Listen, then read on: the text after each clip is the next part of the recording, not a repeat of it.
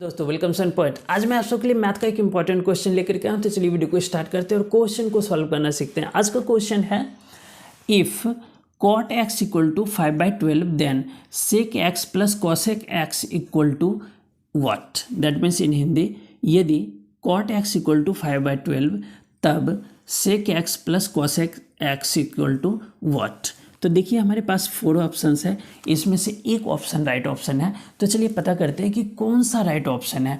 लेकिन इससे पहले मैं आपको इस तरह के सम्स का पूरे तरह से बेसिक कंसेप्ट को क्लियर करवाता हूं। जैसे कि यहाँ पर cot x है, यहाँ पर sec x है, यहाँ cosec x है। इसी तरह से 6 रेशियोज होते हैं, साइन, कॉस, टेन, सेक, कॉसेक और cot। तो चलिए हम लोग सेक मतलब जैसे यहाँ cot x इक्वल टू 5/12 है, इसी तरह से यहाँ पर पूछा गया है sec x plus cosec x।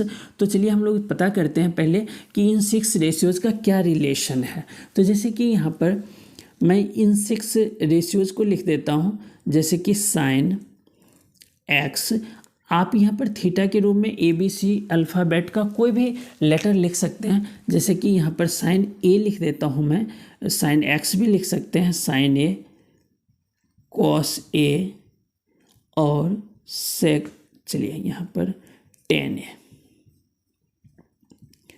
Sign A, cos A, tan A।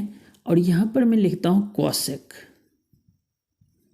A और कॉस के सामने लिखता हूँ सेक A और टेन A के सामने लिखता हूँ cot A। देखिए एक हिंदी में बहुत पॉपुलर है मतलब कि अक्षर, जिसको हम लोग इस तरह से बोलते हैं लाल कक्का,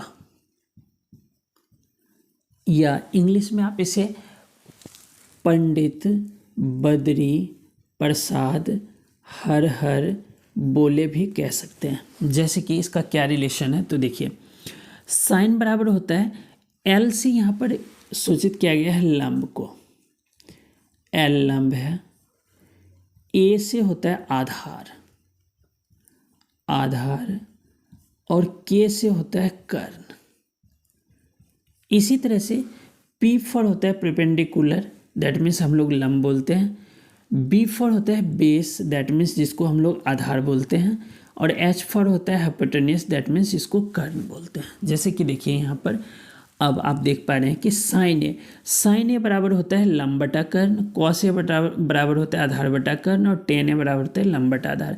इस तरह से अगर कॉसेक निकालना है तो कर्ण बटा लंब, सेक निकालना है तो कर्ण बटा आधार, और कॉट निकालना है तो आधार बटा लंब। इस तरह से आप इंग्लिश में भी देख सकते हैं। तो चलिए हम लोग इसको पहले देखते हैं कि cot A के जगह यहाँ x है तो 5/12 है।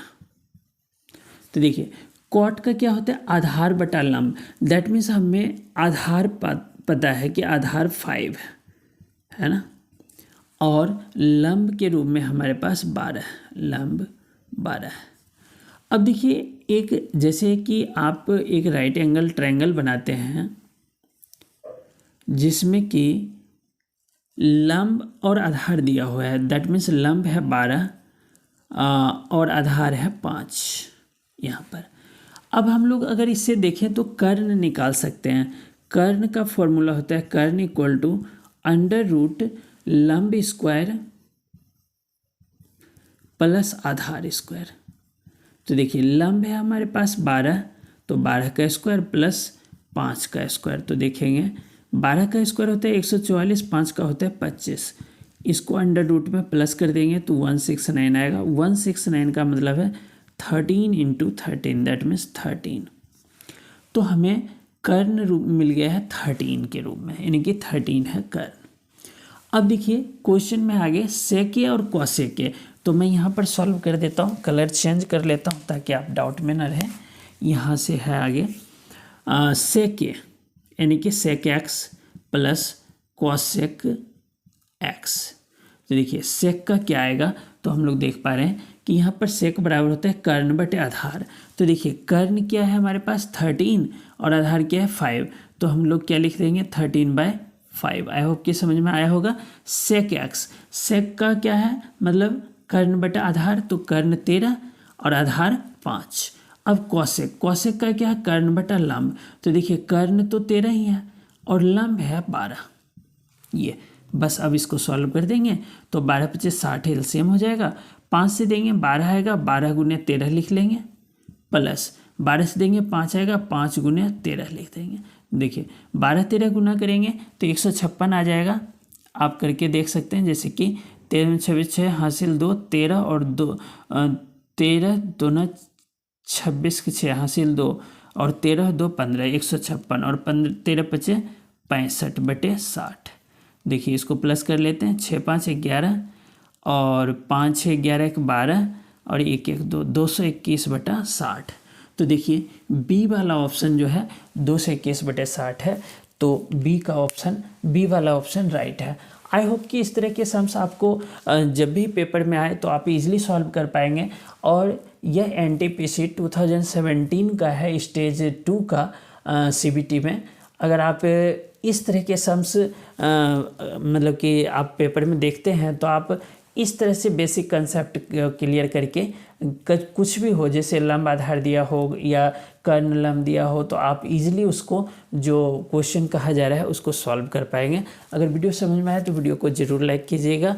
अगर चैनल पर नए विजिट किए तो चैनल को सब्सक्राइब करना ना भूलें। आपको बहुत बहुत धन्यवाद।